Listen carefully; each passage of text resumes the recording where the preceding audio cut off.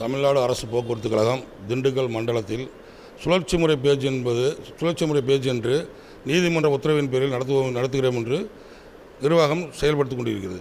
இந்த செயல்பாட்டில் நீதிமன்ற உத்தரவு வயது மூப்பின்காக சுழற்சி முறையை ஏற்படுத்தியுள்ளது. ஆனால் இந்த நிர்வாகம் கிலோமீட்டர் வாரியாக போட்டு தொழிலாளர்களை அலக்கலைப்படுகிறது. சீனியர்களுக்கு பனிஷ்மெண்ட் வண்டி கொடுக்கப்படுகிறது. இந்த சீனியர்களுக்கு பனிஷ்மெண்ட் வண்டி கொடுக்கறதுனால 3 தொழிலாளி இது வரைக்கும் இறந்துருக்காங்க. மன உளைச்சல் 2 பேர் இறந்துருக்காங்க. ஒரு ஹார்ட் பேஷண்ட் வண்டியிலே இருக்கும்போது கீழே விழுந்து இறந்துருக்காரு. இன்னும் பழி தொடரும் போல் இருக்குது. இந்த அரசாங்கம் இதை நிறுத்தி முறையான சீனியாரிட்டி முறை அமல்படுத்துமா என்பது இந்த தொழிலாளர்களின் அனைவரின் கோரிக்கையாக நாங்கள் கூறிக்கொள்கிறோம். கிலோமீட்டர் சுழற்சி முறை அப்படி என்றால் கிலோமீட்டர் நாங்கள் இப்போ உதாரணத்துக்கு என்ன எடுத்துக்கோங்க. நான் 600 கிலோமீட்டர் ஓட்டுறேன் ஒரு நாளைக்குன்னா அது மணி கம்மியாக இருக்கும். பாயிண்ட் டு பாயிண்ட் ஓட்டுறோம், ஒரு மொபைல் ஓட்டுறோம். இதே இது 400 கிலோமீட்டர்னு சொல்கிறாங்க. 400 கிலோமீட்டருக்கு பணி நேரம் 2 நாளைக்கு ஓட்ட வேண்டியது இருக்குது.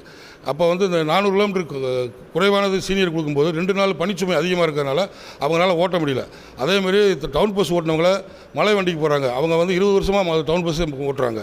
அவங்கள போட்டு மலை வண்டிக்கு போகிறதுனால அவங்க வண்டிக்கு போகாமல் இப்போ விஆர்எஸ் கொடுக்குற லெவலுக்கு வந்துட்டாங்க. மன உளைச்சல் நிறைய பேர் ஆஸ்பத்திரியில் படுத்திருக்காங்க. யாரும் வண்டிக்கு போகிறதில்ல. இதை அடக்குமுறையாக அந்த அதிகாரியை செய்கிறாங்களா, இந்த ஆட்சியை செய்கிறாங்களா அப்படின்றது எங்களுக்கு ஒன்றும் புரியலை. நாங்கள் தொழிலாளி பூரா கும்பிடுறாங்க, யாருமே ஒழுங்காக வண்டிக்கு போகிறதில்ல. திண்டுக்கல் மண்டலத்தில் நடக்குது. அதை கேட்டால் கோர்ட் ஆர்டருன்றாங்க. கோர்ட் ஆர்டர்னு கேட்டால் ஆர்டர் காப்பியை தரமாட்டுறாங்க. மீதி கேட்டால் எம்டியை கேளுங்கன்றாங்க.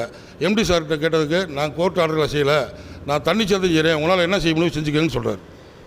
இதனால் நாங்கள் எங்கே போகிறதுன்னு தெரியாமல் தொழிலாளர் புலம்பிக்கிட்டு இருக்காங்க. இப்போ நாங்கள் முறைப்படி நீதிமன்றத்துக்கு அணுகலாம்னு இருக்கோம்.